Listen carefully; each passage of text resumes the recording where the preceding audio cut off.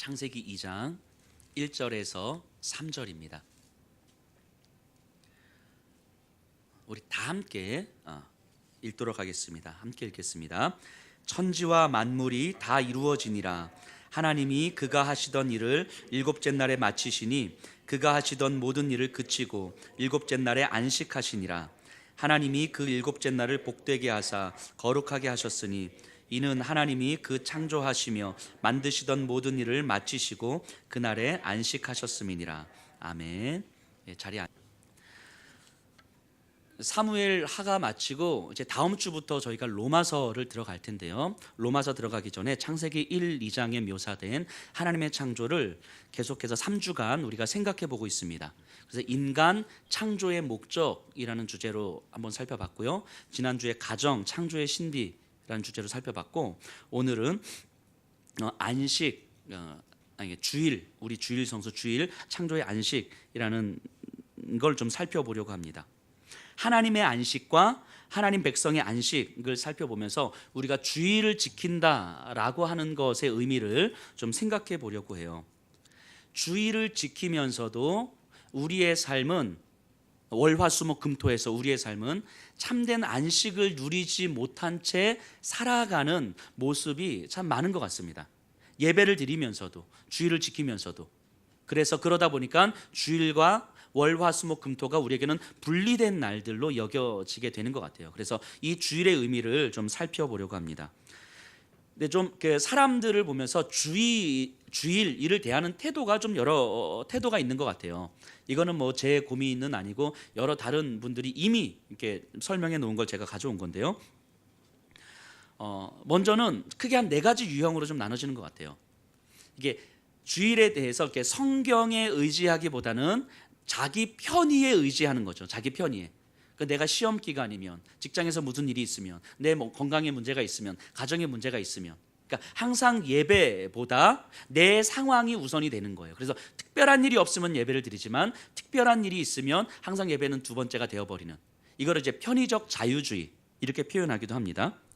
또 두 번째 유형은요, 이렇게 치우친 일원론 이렇게 표현을 하기도 해요. 이건 뭐냐면 삶이 예배인데, 우리 삶이 예배인데 뭐 어디서든 예배를 드리면 되지, 뭐 꼭 한 교회를 정해서 꼭 그렇게 예배를 드려야 되나, 이런 생각을 하는 거죠. 그러다가 꼭 예배의 형식이 있어야 되나, 이렇게 생각을 하시다가 하나님께서 이 땅을 창조하셨는데 하나님의 창조를 바라보면서 하나님께 감사하며 예배를 드리면 되지 않나? 그러면서 가족과 함께 여행을 가서 자연환경 속에서 자연을 바라보면서 얘들아 봐라, 하나님이 창조하신 자연이다, 이러면서 예배를 드리는 거죠. 그러면서 어느 순간 점점 말씀도 없고 찬양도 없고 기도도 없는 그런 예배 아닌 예배를 드리기도 하는 거죠. 또 어떤 경우는 이게 치우친 이원론 반대적인 경우인데, 주일과 월화수목금토를 엄격하게 구분해서 꼭 거룩한 날과 그렇지 않은 날을 구별해서 지키려고 하는 거죠. 이거는 조금 연세가 있으신 분들은 저희 교회는 없으시잖아요. 다 청년들이니까. 그래서 교회를 좀 오래 다신 분들은 좀 느끼실 것 같은데, 저 어렸을 때는요, 주일날 가게에도 못 가게 했어요. 돈을 쓰지 못하게 했다고요. 주일날 어디 거룩한 주일에 과자를 사 먹어, 뭐 이랬거든요. 다른 날은 과소비하면서 이랬던 기억이 나요. 저는 그렇게 배웠습니다. 뭔가 꼭 명확하게 구분되어서 거룩한 날과 그렇지 않은 날을 구분해서 이해하는 모습들도 있는 것 같아요. 또 이게 또 마지막 유형은 주일 예배를 잘 지키면 뭐 하나님께서 물질의 축복도 주시고 자녀의 축복도 주신다, 뭐 이렇게 생각하는 거죠. 이런 걸 이제 경험적 축복주의 이렇게 표현하기도 하는데요. 그러니까 하나님께서 축복 주시니까 예배를 드리는 거고, 바꿔 말하면 예배를 안 드리면 하나님께서 뭔가 치실 것 같아서 뭔가 찝찝해서 이제 예배를 드리는 거고, 크게 한 4가지 유형 정도로 나누는데 어떤 유형도 다 성경적이라고 보기는 쉽지 않습니다.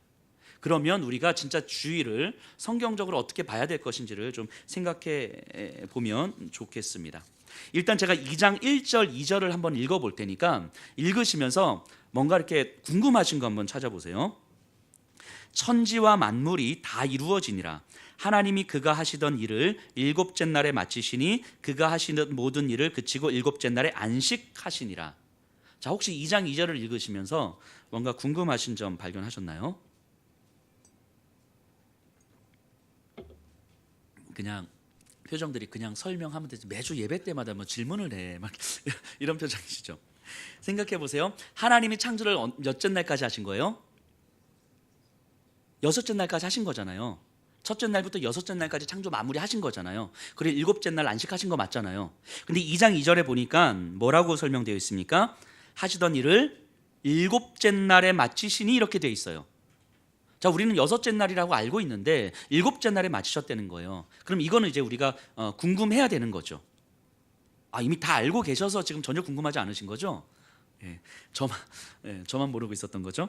자, 창조를 이야기하면 첫째 날, 둘째 날 하면서 반복해서 표현되는 말이 뭐냐면 저녁이 되고 아침이 되니 이는 첫째 날이니라. 저녁이 되고 아침이 되니 이는 둘째 날이니라. 이렇게 설명이 되어 있어요. 잘 생각해 보세요. 저녁이 되고 아침이 되니 이는 첫째 날이니라. 자, 첫째 날의 범위가 어디까지예요? 둘째 날 아침까지죠. 자, 그럼 둘째 날의 범위는 어디까지예요? 셋째 날 아침까지죠. 이해되시죠? 저녁이 되고 아침이 되니 이는 첫째 날이니라. 그럼 여섯째 날의 범위는 어디까지예요? 일곱째 날 아침까지인 거죠. 자, 그럼 일곱째 날 안식하셨대요. 그 안식일의 범위는 어디까지예요? 여덟째 날 아침까지인 거죠. 이해되시죠? 그런 의미에서 일곱째 날 마무리하시고 일곱째 날 안식하셨는데 이 안식은 여덟째 날 아침까지 이루어지는 거예요. 자, 근데 이게 왜 중요하냐면요, 이게 예수님의 부활 사건하고 연결되기 때문이에요. 자, 예수님이 언제 부활하셨습니까? 언제 부활하셨죠? 자, 몇 년도 물어보는 거 아니에요? 성경에 나와 있는 걸로. 자, 안식 후 첫날 부활하신 거죠. 안식 후 첫날. 자, 안식일이 제 7일이잖아요. 안식 후 첫날이면 첫날 아침에 부활하셨단 말이에요. 그럼 제 8일째 여덟째 날 아침에 부활하신 거죠. 예수님의 부활은 여덟째 날 아침에 부활하신 거예요. 그러면은 자, 이 성경은요, 의도적으로 창조의 안식과 예수님의 부활을 지금 연결시키고 있는 거예요. 하나님의 창조의 안식은 일곱째 날에서부터 여덟째 날 아침까지 이루어지는 것인데 이게 하나님의 안식이에요. 안식. 이 안식의 의미를 이제 우리가 좀 이따 살펴볼 건데, 이 하나님의 안식에 예수님이 부활하신 거예요. 그러니까 예수님의 부활은 결국 무슨 의미가 있다고요? 하나님의 안식의 의미가 포함되어져 있다는 것을 얘기하고 있는 거예요, 성경은. 자, 예수님의 부활 사건은요, 인간의 타락으로 인해서 깨어진 안식, 죄의 노예 상태로서 끝없는 생존의 싸움을 싸우다가 결국은 영원한 죽음으로 몰고 가는 사망의 법을 깨트림으로 인간에게 참된 안식을 허락한 사건이에요. 예수님의 부활은 사망의 법을 깨트리심으로 말미암아 인간에게 참된 안식을 허락하셨어요. 그래서 예수님의 십자가의 죽음과 부활을 재창조 사건 이렇게 설명하기도 합니다. 재창조 사건. 하나님께서 창조하셨고 창조의 질서가 깨졌는데 예수님의 십자가의 죽음과 부활로 말미암아 재창조되었다라는 의미인 거예요. 이 창조의 의미가 다시금 완성되었다는 의미인 거죠. 자, 오늘 우리가 지키는 주일, 오늘 이렇게 모여서 예배드리는 주일은요, 예수님의 부활을 기념하여 지키는 날이잖아요. 예수님의 부활을. 그래서 우리 주님이 십자가에서 죽으신 날이 금요일이고, 그리고 사흘 만에 일요일 새벽에 아침에 부활하셨기 때문에 그 날을 기념하여 주일을 지키고 있는 거예요. 그러니까 예수님의 부활이 안식이라면, 하나님의 안식일이라면 우리는 이 주일을 지키는 것을 창조의 안식을 누리고 있다고 표현할 수도 있는 거죠. 우리는 이 예배를 드리는 건 창조의 안식을 누리는 거예요. 창조의 안식. 그렇기 때문에 창조 질서에서의 안식의 의미가 무엇인지를 아는 게 그래서 중요합니다. 자, 2장 3절 보세요. 이제 그 안식의 의미를 이제 살펴볼 거예요. 하나님이 그 일곱째 날을 복되게 하사 거룩하게 하셨으니 이는 하나님이 그 창조하시며 만드시던 모든 일을 마치시고 그날에 안식하셨습니다. 자, 창조 사역을 마치시고 안식하셨다는 의미를 생각해 보셔야 돼요. 끝내고 일을 딱 마친 다음에 한숨 돌리면서 쉬자, 이런 의미가 아니에요. 생각해 보세요. 제가 이 컵을 1년여에 걸쳐서 만들었어요. 직접 디자인도 하고 뭐 굽고 해가지고 1년에 걸쳐서 만들었어요. 만들고 나서 이제 1년 동안 수고했으니까 내가 쉬자, 이게 아니라 만든 제품을 보고 어디 하자가 없는지, 내가 원래 의도한 대로 잘 되었는지 살펴보는데 완벽하게 만들어진 거예요. 그러니까 보면서 너무 흡족한 거죠, 마음이.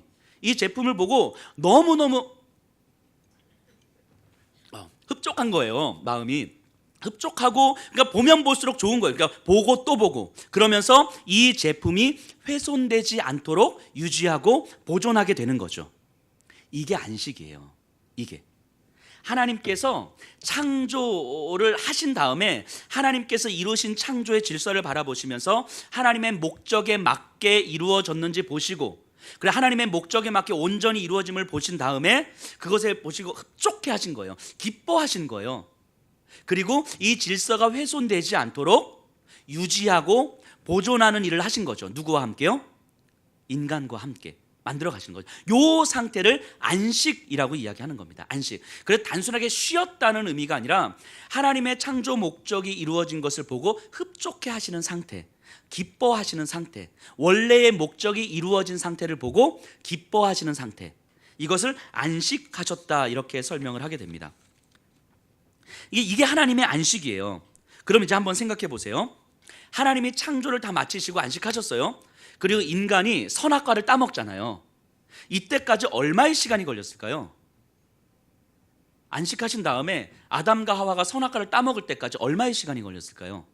혹시 이런 고민 해보셨나요? 저도 잘 몰라요. 왜냐하면 성경에 나와 있지 않기 때문이죠. 근데 중요한 건 8째 날일 수도 있고 일주일 후일 수도 있고 한 달 후일 수도 있고 1년 후일 수도 있고 10년 후일 수도 있는 거예요. 근데 중요한 건 뭐냐면요, 이 인간이 선악과를 따먹을 때까지 과연 그 시간 동안 하나님은 뭐 하셨을까 하는 거예요. 안식하신 다음에 인간이 선악과를 따먹을 때까지 과연 하나님은 뭐 하셨을까? 새로운 창조를 하셨을까요? 그럴 리는 없죠. 그럼 뭐 하셨을 것 같아요? 하나님의 목적에 합당하게 지음받은 질서를 바라보고 이것을 기뻐하시며 유지하고 보존하는 일을 하신 거죠. 하나님은 인간이 타락할 때까지 쭉 그 일을 하신 거예요. 근데 이 상태가 무슨 상태라고요? 안식이라고요. 안식. 그러면 하나님이 6째 날 창조를 마친 다음에 인간이 타락할 때까지 하나님은 쭉 안식하신 거예요. 쭉 7째 날 하루 안식하신 게 아니라 쭉 안식하셨다고요. 안식. 인간의 입장에서 생각해 보면요, 에덴 동산에서 하나님의 말씀으로 창조된 세상을 바라보고 또 하나님의 말씀을 들으면서 아담은 내가 무엇을 해야 되는 존재인지, 앞으로 내가 어떻게 살아가야 되는 존재인지, 내 삶의 의미, 내 존재의 의미를 충분히 묵상하고 살았을 거예요. 그래서 에덴 동산에서 하나님의 목적에 합당한 삶을 아담은 충분히 살았을 거예요. 아담과 하와는. 그런 의미에서 아담과 하와가 살았던 모든 날들은 매일이 안식인 거예요. 매일 순간순간이 안식을 누리는 삶이었어요. 삶의 방향이 말씀을 이루어가는 삶이었기 때문이고요. 그래서 아담과 하와의 노동과 삶은 바로 하나님의 말씀을 이루는 과정이었죠. 그래서 동물들의 이름을 짓고요, 땅을 경작하고 열매를 따고 하는 이 모든 노동은 그 자체가 안식을 누리는 노동이었어요. 안식을 누리는 노동, 안식이 보장된 노동, 즉 삶의 의미, 노동의 의미가 하나님의 말씀을 이루어가는 과정이었기 때문인 거죠. 그러니까 창조의 안식은 어느 하루의 의미가 아니었어요. 삶의 의미였죠. 삶의 의미. 이걸 꼭 기억하셔야 됩니다. 안식은요, 창조에서의 안식은 하루의 의미가 아니라 삶의 의미였어요. 창조주의 하나님의 말씀을 현실로 이루어가는 삶, 그 삶이 바로 안식이에요. 안식. 인간의 모든 삶과 노동은 바로 이런 의미를 갖는 거였죠. 인간의 노동이 자기 재산을 축적하기 위한 노동, 나 자신의 삶을 위한 노동이 아니었단 말이에요. 하나님의 목적을 이루어가는 노동이었어요. 나 자신을 위한 노동이 아니었다고요. 그러니까 그 노동 자체가 안식이었어요. 삶 자체가 안식이었다고요.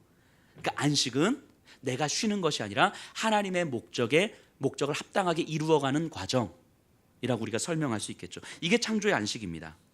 그런데 하나님의 말씀을 어긴 인간의 죄로 말미암아 안식이 깨졌습니다. 인간의 삶과 노동은 하나님의 말씀을 이루기 위함이 아니라 자신의 생존을 위한 과정이 되어버렸어요.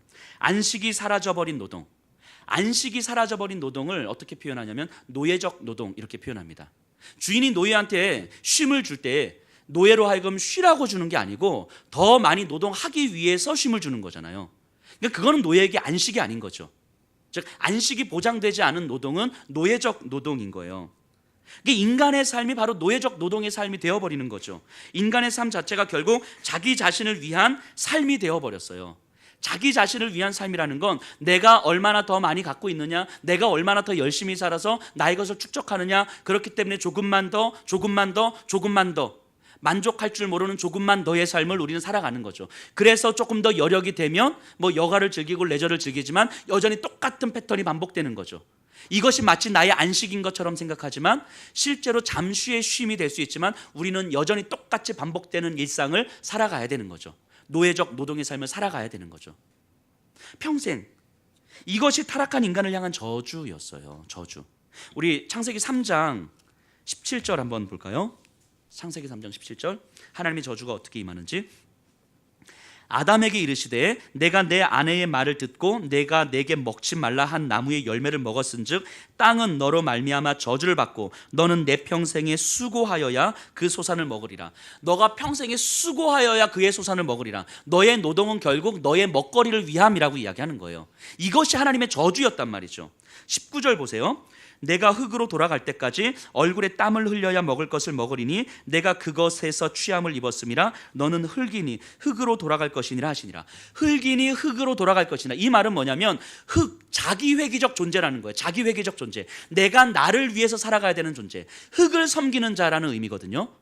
그러니까 결국 흙의 존재로서 인간은 자기 자신을 위한 삶이 되는 거예요. 이게 하나님의 저주였단 말이에요. 이게 자기를 위해서 살아가는 존재가 돼버린 게 하나님의 저주였어요. 선악과를 따먹은 하나님의 저주. 그런데 우리는 끊임없이 안정된 삶의 조건을 추구하게 되고 그렇게 소유를 늘려가는 삶을 살게 되는 거예요. 원래 그랬던 것처럼. 인간이 원래 그랬던 것처럼 너무도 당연하게 그렇게 살아가게 된 거예요. 그런 삶이 자기회기적 존재, 자기를 향한 존재가 하나님의 저주인지도 모른 채 원래 그랬던 것처럼 살아가는 거예요. 창조주 하나님을 잃어버린 채. 그래서 솔로몬은요, 전도서에서 이렇게 이야기합니다. 너는 청년의 때, 즉 한창 일을 하면서 살아갈 때, 노동을 해야 될 때 너의 창조주 하나님을 기억하라고 소리 높여서 외치는 거예요. 너의 에너지와 너의 힘이 창조주 하나님을 기억하지 못한 채 사용된다면 그것만큼 비참한 일이 없기 때문인 거예요. 그래서 평생을 하나님 앞에서 살다가 방황하면서 방탕하면서 살던 그 솔로몬이 그 삶의 마지막 쯤에 너가 일을 할 때, 너가 노동할 수 있을 때에, 너의 에너지를 사용할 수 있을 때에 창조주 하나님을 기억하지 않는다면 너의 삶은 너무너무 비참할 수밖에 없다. 청년의 때에 하나님을 기억하라, 이렇게 이야기하는 거죠. 그러면 어떻게 죄를 지은 인간이 창조주 하나님을 생각할 수 있겠습니까? 하나님께서 인간에게 은혜로 허락하신 시간이 바로 안식일이에요. 안식일. 이게 출애굽기 20장에 잘 보여주거든요. 우리 출애굽기 20장 8절에서 11절 우리 본문 좀 띄워주세요. 제가 한번 읽어볼게요. 이게 애굽에서 나온 이스라엘 백성들에게 주시는 말씀인데요. 안식일을 기억하여 거룩하게 지키라. 엿새 동안은 힘써 내 모든 일을 행할 것이나 일곱째 날은 내 하나님 여호와의 안식일인즉 너나 내 아들이나 내 딸이나 내 남종이나 내 여종이나 내 가축이나 내 문 안에 머무는 객이라도 아무 일도 하지 말라. 이는 엿새 동안에 나 여호와가 하늘과 땅과 바다와 그 가운데 모든 것을 만들고 일곱째 날에 쉬었음이라. 그러므로 나 여호와가 안식일을 복되게 하여 그날을 거룩하게 하였느니라. 애굽의 노예로 430여 년간 생활하던 이스라엘 백성들을 출애굽시켜 주셨어요. 하나님의 말씀의 질서가 아니라 애굽적 질서, 자기 생존의 질서, 자기중심적 질서, 이기적 욕망의 질서를 따르던 이스라엘 백성들이었어요. 그들을 하나님의 백성으로 끌어내 주신 거거든요. 그러면서 10계명을 주셨는데 그 네 번째 계명이 안식일 계명입니다. 안식일을 거룩하게 지키라고 이야기했는데 단서가 달려있는데 기억하여 거룩하게 지키라고 이야기해요. 기억하여. 근데 뭘 기억합니까? 이 출애굽기 20장에 보면 하나님의 창조 질서를 기억하라고 이야기하는 거죠. 하나님의 창조, 엿새 동안 하나님께서 창조하셨고 일곱째 날에 안식하셨으니 너희도 안식하라, 이렇게 이야기하는 거예요. 창조의 질서와 하나님의 안식을 기억하라고 이야기합니다. 창조의 삶은 하나님의 말씀을 현실로 드러내는 삶이었잖아요. 그러니까 이스라엘 백성들에게 이걸 요구하는 거예요. 너희는 창조의 삶을 아직 살지 못하고 있고 여전히 자기중심적 삶을 살고 있고 하나님의 말씀을 드러내는 삶을 살 수 없으니 지금은 한 날을 정해서, 일주일 중에 한 날을 정해서 안식일로 삼아서 그 날에는 하나님의 말씀을 듣고 하나님의 창조 질서를 듣고 하나님께서 무엇을 원하시는지를 집중하여 들으라는 거예요. 그리고 나서 안식일 다음 날부터 안식일에 들은 그 말씀을 가지고 살아내라는 거예요. 즉 우리에게 익숙한 애굽적 질서에서 우리가 들은 하나님의 말씀으로 이 애굽적 질서 안에서 살아가라는 거예요. 믿음의 싸움을 싸우라는 거죠. 그러니까 이 안식일이라고 하는 것은 이스라엘 백성들에게 그들의 삶의 질서를 바꾸라는 이야기예요. 삶의 질서를 바꾸라. 안식일 한 날을 지키라의 의미가 아니라 안식일을 정함으로 말미암아 그들의 삶의 방식을 바꾸라는 이야기예요. 자기 생존의 중심적 삶에서, 자기 욕망의 중심적 삶에서 하나님의 창조 질서의 삶으로 삶의 패턴을 바꾸라는 이야기예요. 안식일을 지키라라고 하는 것은. 그래서 안식일은 창조주를 기억할 수 있도록 집중하는 시간이고, 안식일 외에 나머지 6일은 그 창조주 하나님을 듣고 이 세상에서 믿음의 싸움을 싸워야 하는 날들인 거예요. 이해되시죠? 안식일은 하나님의 말씀을 집중하여 듣는 날이고, 다른 날들은 들은 말씀을 가지고 믿음의 싸움을 싸워야 하는 날이란 말이죠. 그러니까 결국 안식일은 한 날의 의미를 넘어서 다른 모든 날들도 안식의 삶, 창조주 하나님을 기억하는 삶을 살라는 거예요. 마치 에덴에서 아담과 하와가 그러했던 것처럼 안식을 누리라고 이야기하는 거죠. 그런데 다른 날들의 믿음의 싸움에서 이스라엘 백성들은 항상 패했습니다. 항상 패했어요. 그들은 하나님의 말씀을 들어도 안식일이 지난 후 말씀을 드러내는 삶을 살지 못했어요. 생존의 질서, 자기중심적 질서, 사단의 질서가 너무 강했기 때문이죠. 그러다 보니까 이스라엘 백성은 어느 순간부터 안식일의 의미를 안식일 그 한 날을 지키면 된다고 생각한 거예요.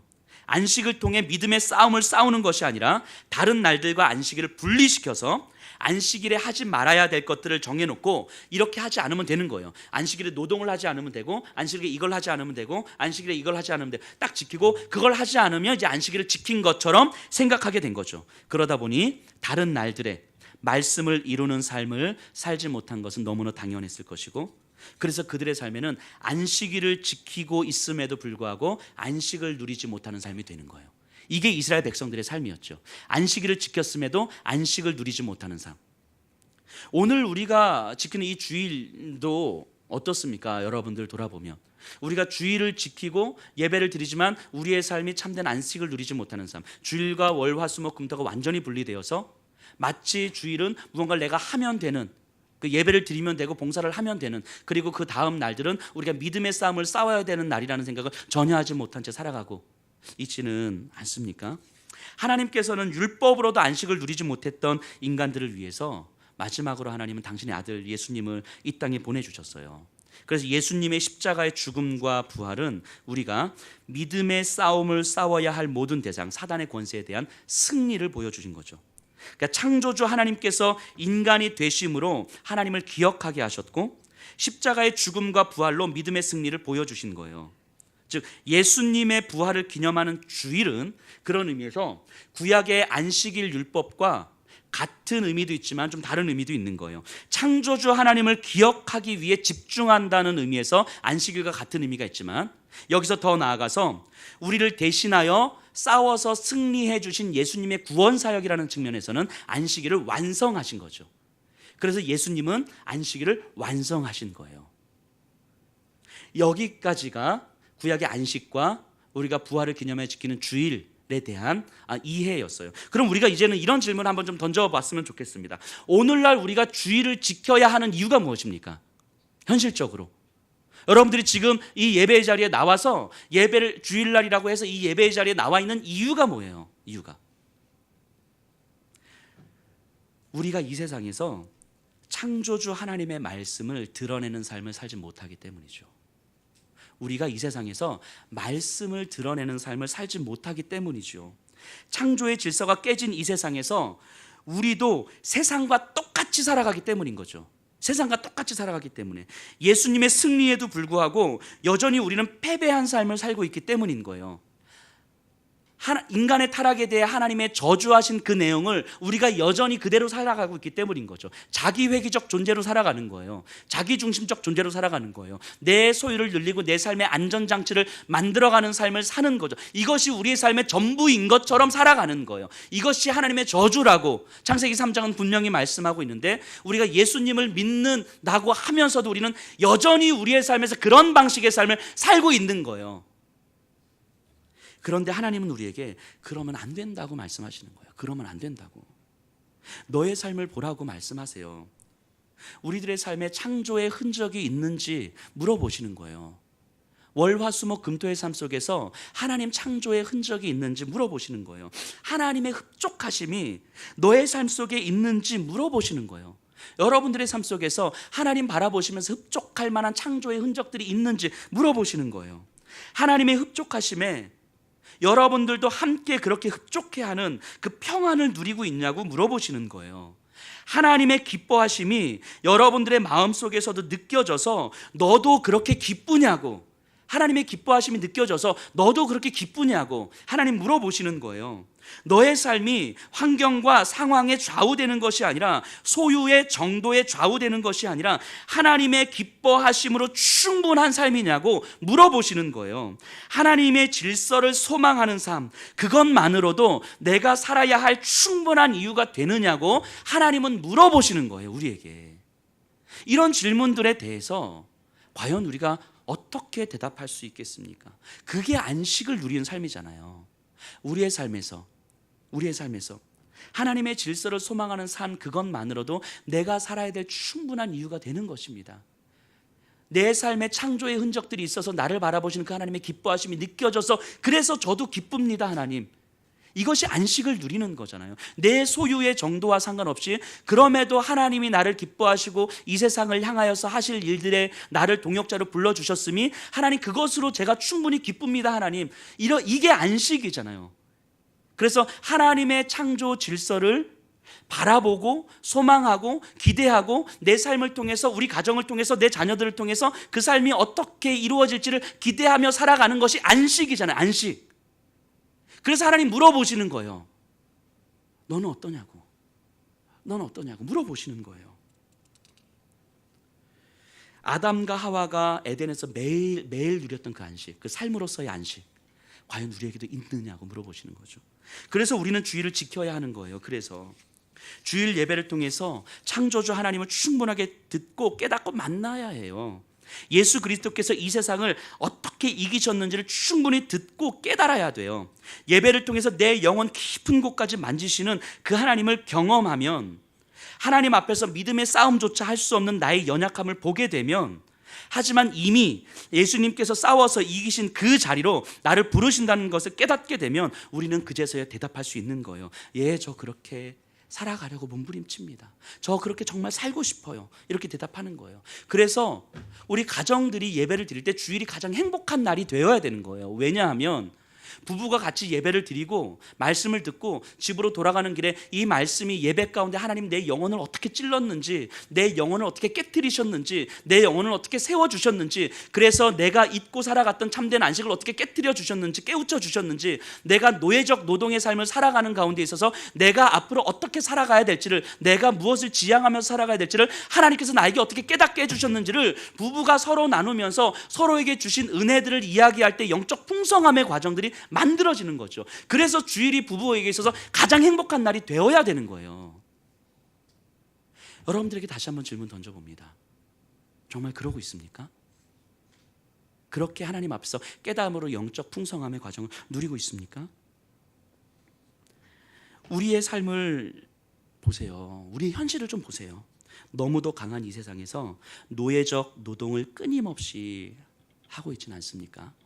이스라엘 백성들처럼 주일과 월, 화, 수, 목, 금토의 삶이 분리되어 있지는 않습니까? 말씀으로 살고 싶은데 현실적으로 너무 힘들어요. 이 말을 지금 몇 년째 반복하고 있는 거 아니에요? 하나님의 부르심, 소명의 삶을 살고 싶은데 어떻게 해야 될지 모르겠어요 하면서 그냥 그렇게 예수 믿은 지 5년 되고 10년 되고 20년 됐는데도 불구하고 그냥 그렇게 현실적으로 어떻게 해야 될지 모르겠어요, 그러면서 그냥 주저앉아 있는 거 아니에요? 그냥 이 정도면 됐지 하는 마음으로 그냥 그렇게 살아가고 있는 거 아니에요? 교회를 다닌 지, 예수를 믿은 지 1년이 지났는데, 5년이 지났는데, 10년이 지났는데 여전히 현실은 어려워요. 여전히 안 돼요. 나도 그렇게 살고 싶은데 되지 않아요. 몇 년째 반복하고 있는 거 아니냐고요. 그렇게 현실의 벽이 그렇게 높으면, 우리의 삶에서 현실의 벽이 그렇게 높으면 과연 우리의 삶에서 예수님의 부활은 어디 있어요? 사망 권세를 이기신 예수님의 부활은 어디 있냔 말이에요.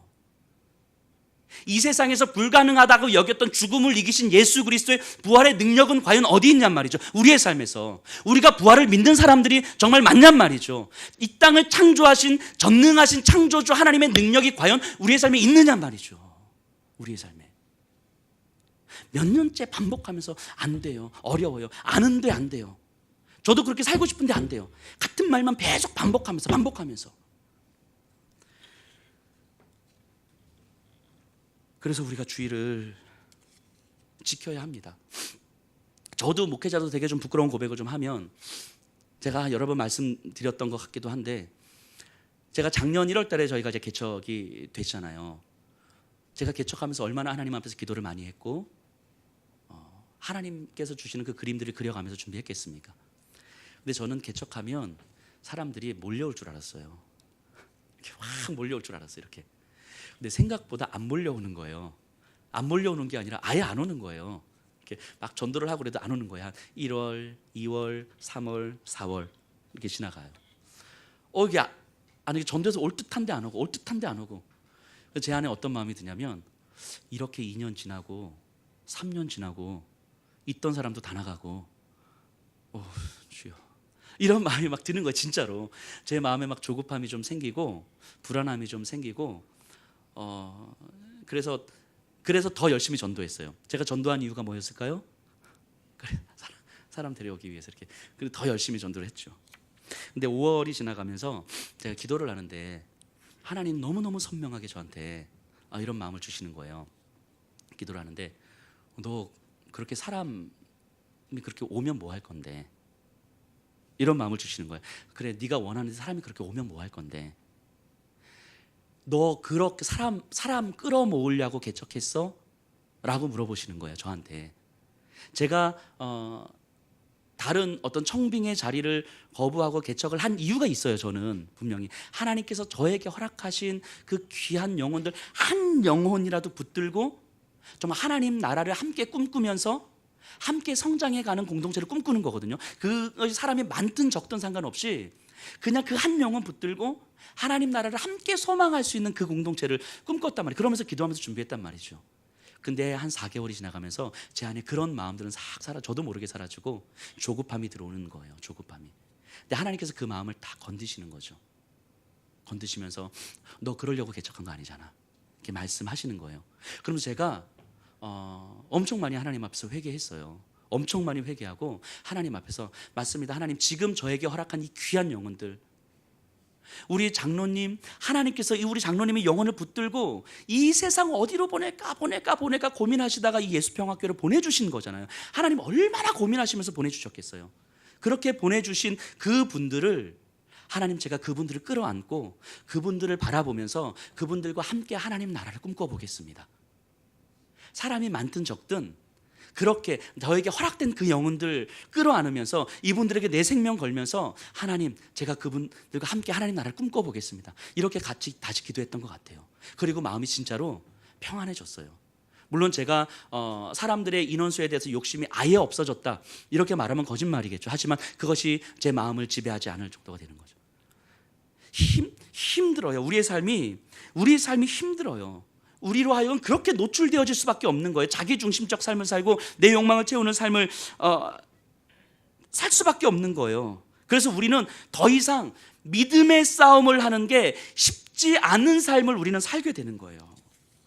그래서 우리가 주의를 지켜야 돼. 그래서 내 안에는 그 힘이 없기 때문에 주의를 지킴으로 말미암아 예배를 통해서 거룩한 영적 부흥을 경험해야 하는 거예요. 창조주 하나님의 그 살아계심과 내가 하나님의 부름을 받은 자라는 사실을 우리 영혼 깊이 깨달아야 되는 거예요. 예배를 통해서요. 오늘 이 자리에 계신 분들은 그렇기 때문에 이 예배의 자리에서 여러분들이 영혼이 흔들려야 되는 거예요. 영혼이 흔들리고 영혼이 깨어지고 하나님의 임재 앞에서 내가 완전히 무너져야 되는 거예요. 그 예배를 우리가 경험해야 되는 거예요. 그래서 내 영혼이 다시 회복되고 내 영혼이 다시 살아나야만 내일부터 시작되는 월, 화, 수, 목, 금토의 삶에서 내가 믿음의 싸움을 싸울 수가 있는 거예요. 그 영혼이 살아나야만. 왜냐하면 우리로는 그 싸움을 싸울 수가 없기 때문인 거예요. 그래서 우리가 주의를 지켜야 되는 거예요. 그래서. 근데 이 주의를 그렇게 소홀히 여기면 이렇게 일주일에 한 번 드리는 이 예배 그냥 형식적으로 왔다 가고 그냥 있다 가고 그냥 봉사 좀 하다 가고 그냥 뭔가 나도 이번 주에 주일 예배 드렸어. 내 영혼이 깨어지지도 못하고 내 영혼이 회복되어지지도 못하고 내 영혼 가운데 그 창조주 하나님의 능력이 확신되어지지도 못하고 사망 권세를 이기신 부활하신 예수 그리스도의 능력이 내 영혼을 깨뜨리지도 못하면서 우리가 한 주간을 어떻게 살아갈 거냐 말이죠. 한 주간을 어떻게 믿음의 싸움을 싸울 거냐 말이죠.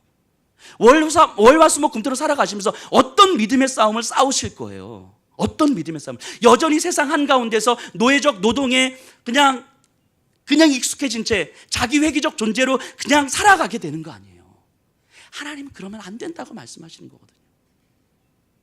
우리가 주일을 소홀히 여기면요, 이 예배를 소홀히 여기면 우리는 이 삶에서 믿음의 싸움을 싸울 수가 없어요.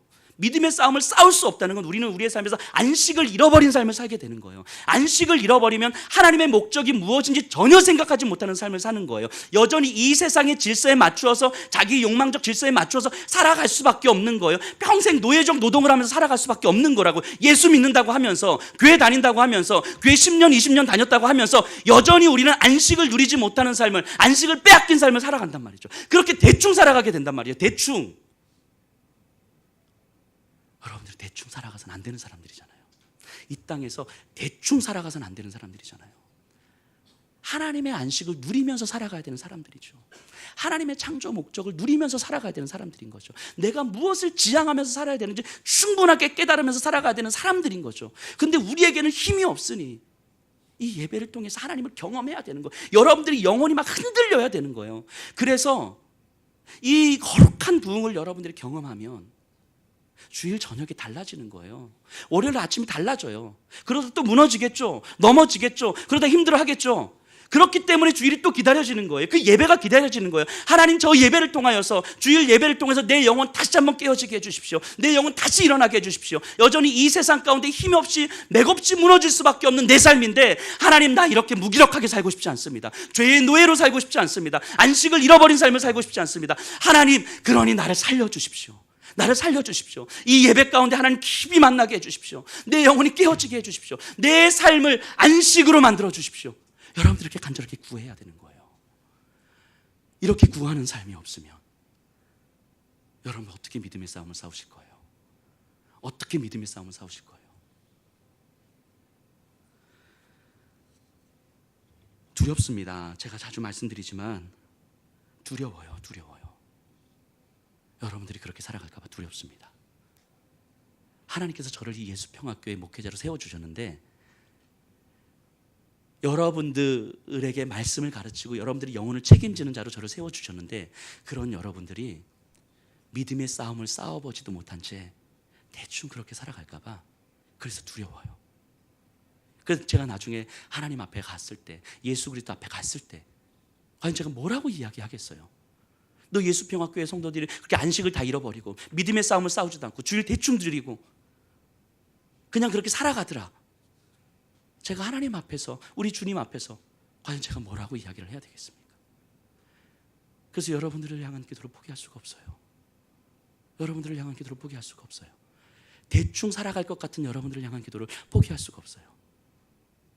여러분들은 대충 살아가야 될 사람들이 아니에요. 근데 여러분들에게는 힘이 없으니까.